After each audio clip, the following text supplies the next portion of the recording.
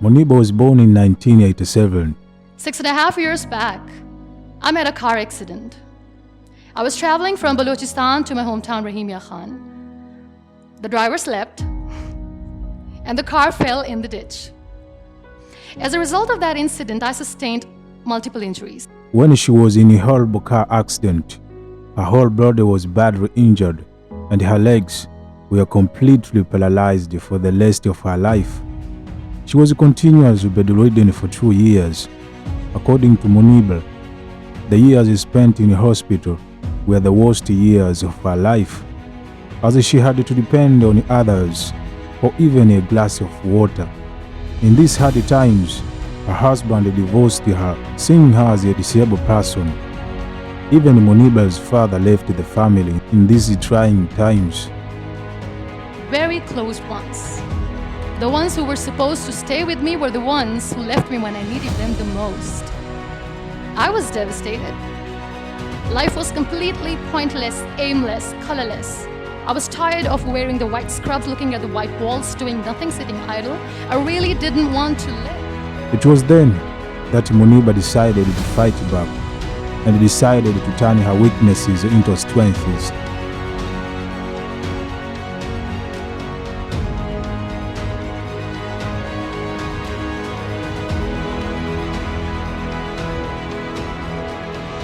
Number 1. Face your fears.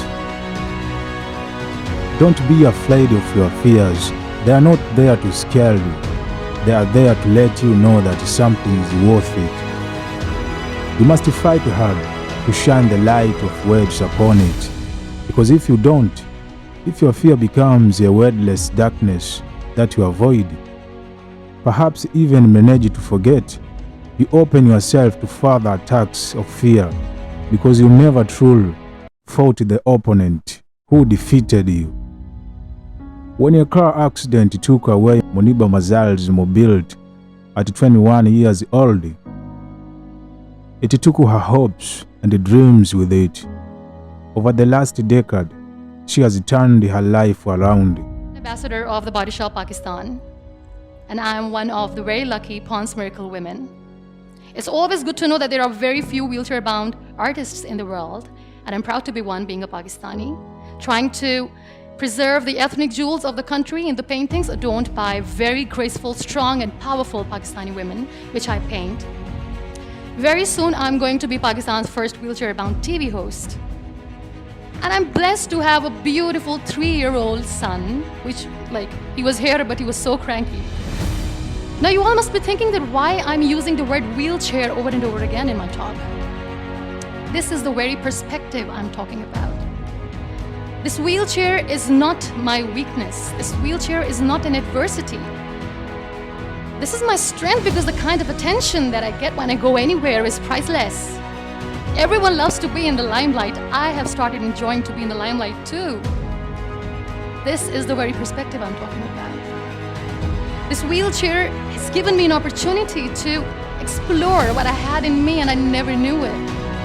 And been through the transformational experience, turning her worst fears into a true calling.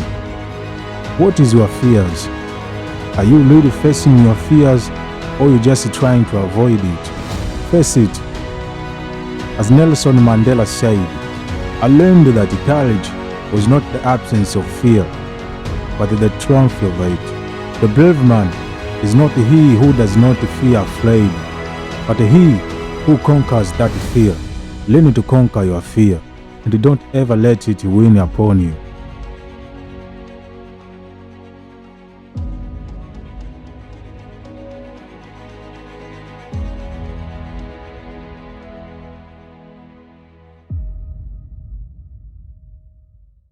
Number 2, don't give up.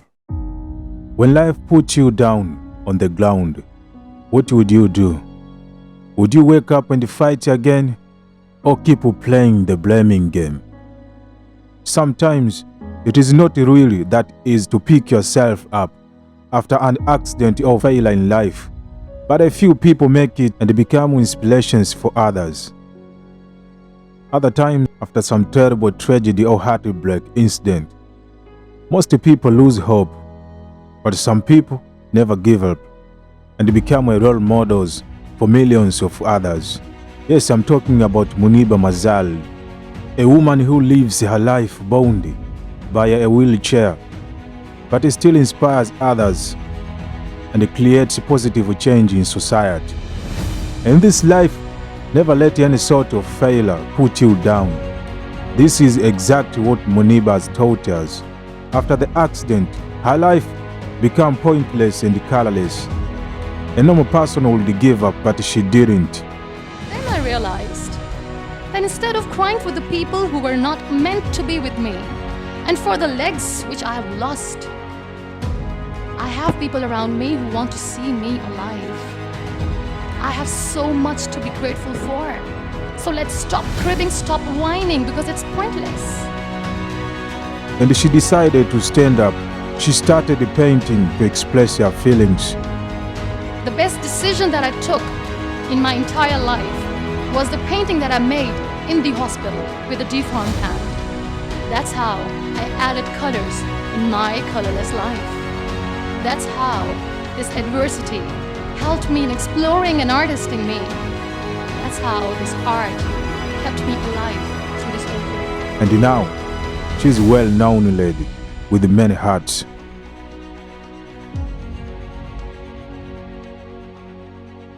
Number 3, accept who you are. The day I sat on the wheelchair for the first time, I was a completely different person. I still remember that I looked at myself in the mirror and I said, "You cannot wait for a miracle to come and make you walk. You cannot wait for the stem cell treatment because it's very expensive.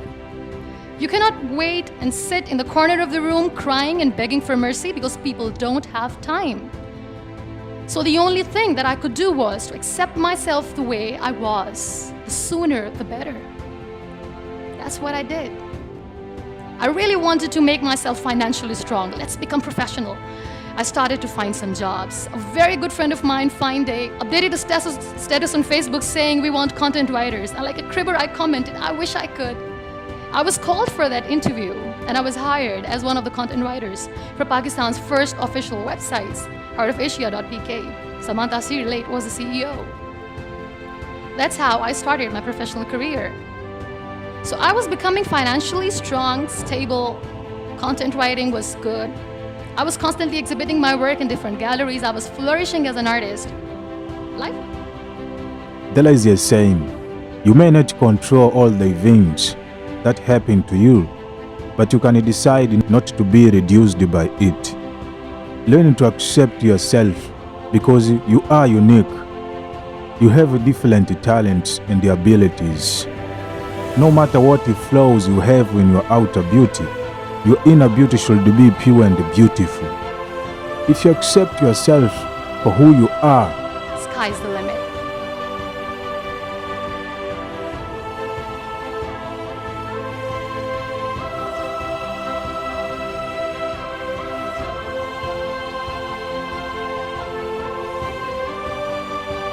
Because I was constantly aiming high. I was thinking big.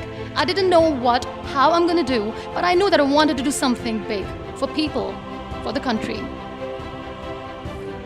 One day, I came across this polio campaign advertisement in which this little boy from a very underprivileged family is sitting on a wheelchair. And with his father sitting with him, crying and saying to the world in that campaign that give polio drops to your kids, otherwise they'll become like him. That advertisement shook me from inside. I feel devastated. The way that boy was objectified as an emblem of grief, misery, mercy, lifelessness, nothingness. Such a wrong picture which was being portrayed in media about the persons with disabilities. That's what we are called. That was the day when I decided that I have to change the perception of the people about being on wheelchair. Because being on wheelchair, you can still face the world with a big smile on your face and you can tell the world that you're happy the way you are. No one has right to objectify us as an emblem of misery or mercy.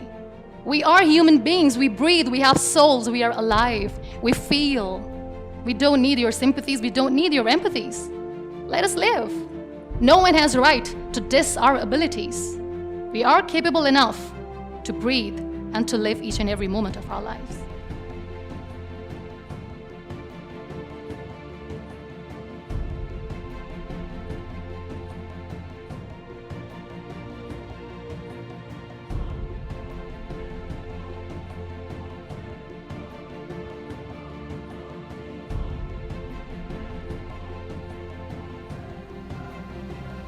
I feel really sorry for some people who play this blame game. They say they feel caged. They cannot perform well, they cannot excel because system is not allowing them to do. The government, Pakistan, the whole world, society, economy is not letting them grow as a person. They're not excelling in their careers. They say they're caged. I feel sorry. I can undoubtedly say that I'm caged because when I get up in the morning, I'm unable to sit on my own. I'm unable to shift from the bed to the wheelchair, from the wheelchair to the car, from the car to the wheelchair. I need an assistant 24/7 to do little things in life. Let's make it more simple. When I feel thirsty at midnight, and when I forget, which I always do, when I forget to keep my water bottle on my nightstand, and when I don't see anyone around to help me, I stay thirsty for the whole night because I'm unable to get a glass of water for myself. I can undoubtedly say that I'm caged by my body, but my mind is free, and so is my soul, and so is my spirit. I can still dream big, I can still think big, I can still aim high, I can still aspire to inspire. Nothing should stop me. This wheelchair should not be the reason or an excuse of not doing anything in life. I still have big dreams, I still have big plans, and I still have to work on that. Be grateful for what you have, and trust me, you will always end up having more.